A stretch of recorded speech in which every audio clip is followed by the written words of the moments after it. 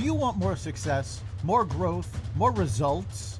Then it's time for the Boundless Success Accelerator from the Modern Observer Group. This isn't your average coaching program. It's where top performers come to dominate. Weekly group sessions, on-demand coaching, a community that's got your back, and a power-packed library of tools to supercharge your business and career. No more excuses, no more waiting. Get in, level up, and start building the life you've been dreaming about. Visit us at modernobserver.com/boundless success to join today. Let's get you to the next level.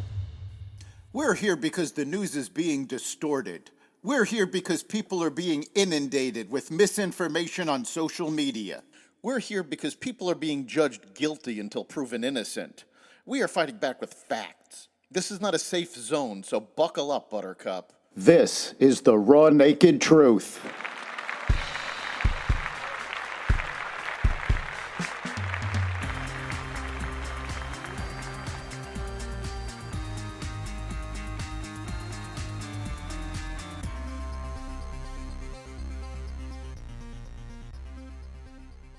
Biden diagnosed with cancer. A Mexican naval ship hits the Brooklyn Bridge. The U.S. credit rating drops over deficit concerns, and more. Welcome to the Raw Naked Truth. I'm your host, Eric Lopkin, and here's the news you need to know. Former President Joe Biden's office confirmed on Sunday that he was diagnosed with an aggressive form of prostate cancer. Last week, President Joe Biden was seen for a new finding of a prostate nodule after experiencing increasing urinary symptoms, Biden's team shared in a statement. On Friday, he was diagnosed with prostate cancer, characterized by a Gleason score of 9 with metastasis to the bone.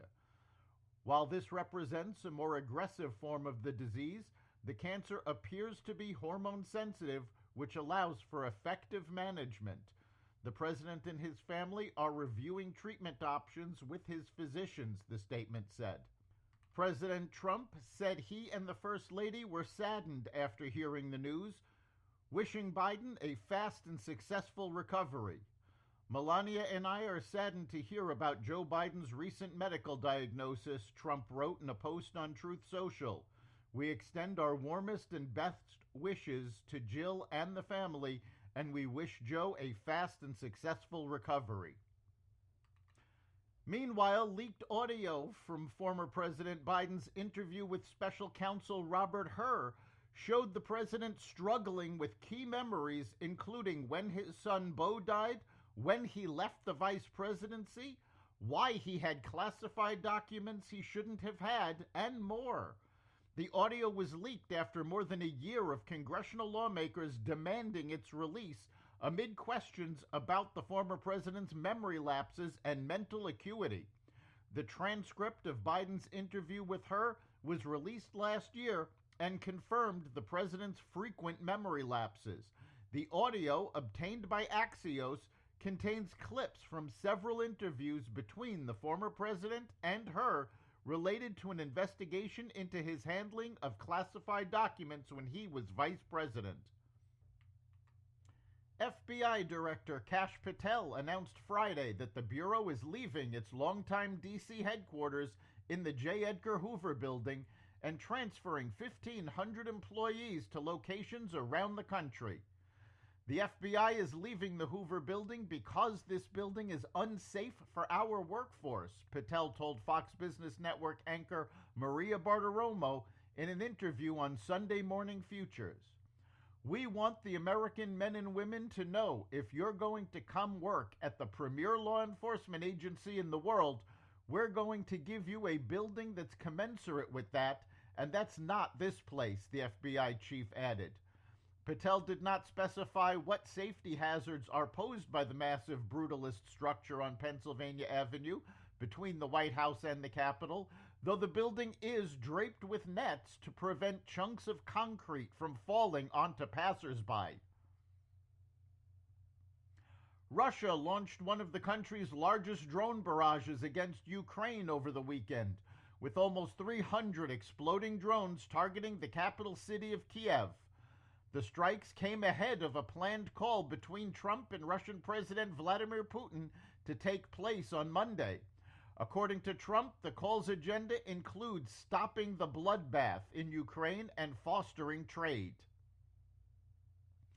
Israel has said it will allow limited supplies of food into Gaza as it announced the launch of an intensified ground offensive into the battered Palestinian enclave. Prime Minister Benjamin Netanyahu said on Monday that pressure from allies was behind the move. Late Sunday evening, his office had said Israel would open the way for some food to enter the Gaza Strip following a recommendation from the army. Israel will allow a basic amount of food for the population to ensure that a hunger crisis does not develop in the Gaza Strip, Netanyahu's office said in a statement late Sunday. A car bomb was detonated near a fertility clinic in Palm Springs, California, in what the FBI is calling an intentional act of terrorism. Authorities say the man responsible was Guy Edward Bartkus, who died in the explosion and was a pro-mortalist, meaning he opposed people being born without their consent. 4 other people were injured in the blast. A tall Mexican Navy ship on a goodwill tour crashed into the Brooklyn Bridge in New York Saturday night after losing power and sailing the wrong way, killing 2 crew members and injuring 22. The ship, carrying 277 aboard, mostly cadets, was supposed to head south towards Iceland, but drifted north instead, its 147-foot masts colliding with the bridge's 135-foot clearance around 8:20 p.m. Terrifying footage shows sailors dangling from rigging as the mast sheared off. The Coast Guard says all 3 masts were destroyed and the vessel remains moored at Pier 36 under a 50-yard safety zone as salvage plans develop. The National Transportation Safety Board is investigating the incident. At least 23 people were killed in a tornado outbreak that swept across Missouri and Kentucky Friday night into Saturday. In London, Kentucky, at least 12 people have died, with Governor Andy Beshear warning the death toll is expected to rise as rescue efforts continue. The storm system also spawned tornadoes in Wisconsin, triggered a heat wave in Texas, and caused a dust storm that enveloped Chicago on an otherwise sunny day. After decades of ignoring the dangers of rising deficits, the United States lost its last AAA credit rating from a major agency Friday as Moody's announced a downgrade, citing rising levels of government debt. Explaining its decision, the ratings agency noted the increase over more than a decade in government debt and interest payments ratios to levels that are significantly higher than similarly rated sovereigns. Moody's warned it expects federal deficits to widen to almost 9% of economic output by 2035, up from 6.4% last year, driven mainly by increased interest payments on debt, rising entitlement spending, and relatively low revenue generation. As a result, it expects the federal debt burden to increase to about 134% of gross domestic product by 2035, compared to 98% last year. The Moody's downgrade does not take into consideration economic growth spurred by the Trump administration's cutting of red tape, nor the cuts in spending pursued by DOGE. Meanwhile, President Trump's One Big Beautiful Bill survived a key hurdle in the House of Representatives on Sunday night, putting it one step closer to a chamber-wide vote later this week. It comes after a rebellion by 4 House conservatives upended plans to advance the bill on Friday morning. Lawmakers on the House Budget Committee were summoned back to Washington for a 10 p.m. meeting to vote again on the bill.